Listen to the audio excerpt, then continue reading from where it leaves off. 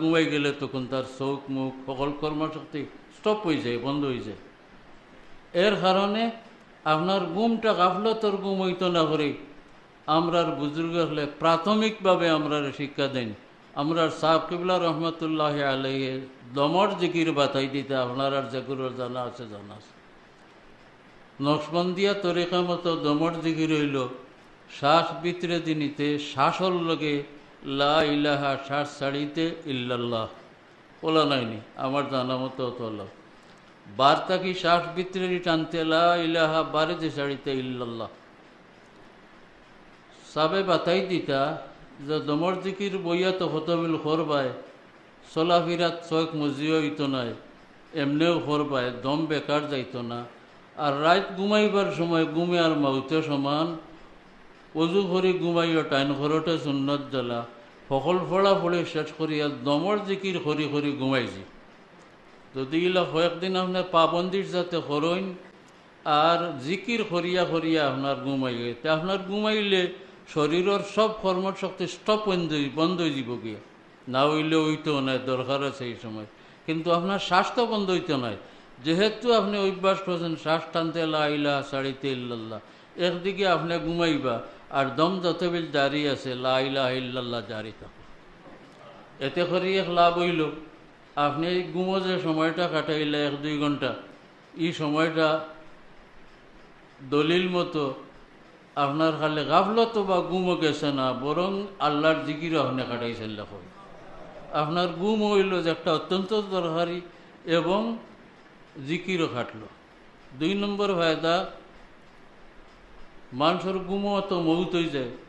ঘুমোর অবস্থাত মৌত হইলে আপনার জুবান দি কলিমা পড়ার মতো এই তৌফিক আর নাই। কিন্তু আপনার শ্বাসর লগে যদি লা ইলাহা ইল্লাল্লাহ আদত করে লিতে পারেন, আল্লাহ তৌফিক দিলাই, তো ইল্লাল্লাহ হইয়া শ্বাস ছাড়বা, ও শ্বাস না ফিরার নামও তো মৌত।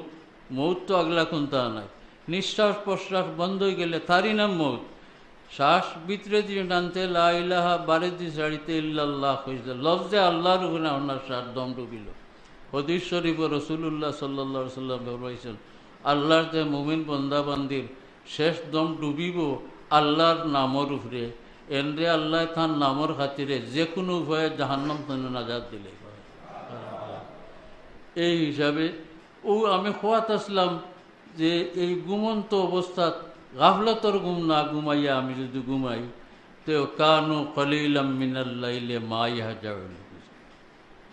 আল্লাহ মহসিন খারা এহসানপন্থী হইতে হইলে, মহসিন হইতে হইলে রাত ঘুমাইতে আপনি না ঘুমাইলে হইতো নাই, কিন্তু এহসানর তাকাজা মতো আপনি গাফলতর ঘুমাইতে না, জিক্রুল্লাহ আরম্ভ করি আপনি ঘুমাইতে।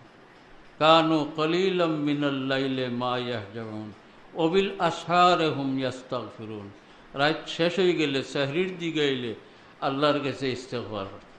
ইস্তেগফার যে কোনো সময় করার ফায়দা। রসুল করিম সাল্লাল্লাহু আলাইহি সাল্লামের আদত শরীফ আছিল, ফরমাইছেন আমিও রোজ 100 বার ইস্তেগফার পড়ি, তুমি যেন সকলে পড়িও। এটা খালি ফুলতলি সাহেব কিবলা বেতাই দিতে না, রসুল্লাহ হাদিস শরীফও আছে। এই ইস্তেগফার পড়তে আপনি যে কোনো সময় পড়লেও হয়, কিন্তু শেষ রাত পড়ার ফায়দা বেশি। ও আয়াতটাকে সুফিয়া কেরামে বার করছেন, অবিল আসহারে হুম ইয়াস্তাগফিরুন। এই আয়াত দিয়ে একটা মিসাল হইলাম, এই যে এহসানর খাম গাফলত না ঘুমাইয়া জিন্দা ঘুমাইতা, আপনি ঘুমাইতা ও জিন্দা ঘুমাইতা, আল্লাহর জিকিরও জারি রইত আর ঘুমাইতা, এবং শেষ রাত উঠিয়া আল্লাহর কাছে খান্তা ইস্তেগফার করতা। ইটা কোরআন শরীফ আসেনি বা যাব বল? আমি কোরআন শরীফ আয়াত পড়িয়াও তো মানা বয়ান করিয়া আর তরিকতর হাম অতাও, তাই যারা হইন তরিকতর হাম ইতা সব কোরআন হাদিস বহির্ভূত, এরার কথা মানিয়া নেওয়া যায় না, বিলকুল গলত কথা। এরা হয়তো কোরআন শরীফ বুঝেন না, কি নিজের তায় বুঝেন, কোরআন শরীফর তায় বুঝেন না, সলভে সালেহিনে জেলা বুঝছেন ইলা বুঝেন না। ইলা এক আয়াত দিয়ে কেবল মিসাল দিলাম, ওগুলা বহুত আয়াত কোরআন শরীফ। মহসিন এহসান শব্দওয়ালা আয়াত যদি আপনারা কেউ শখ করে জমা করেন, আমি জমা করছি কোন জায়গায় তৈছি, অনেক আগে জমাইছিলাম, ফাইয়াল্লা তালাশ করিয়া, ও ওটা ভাইবে আপনারা।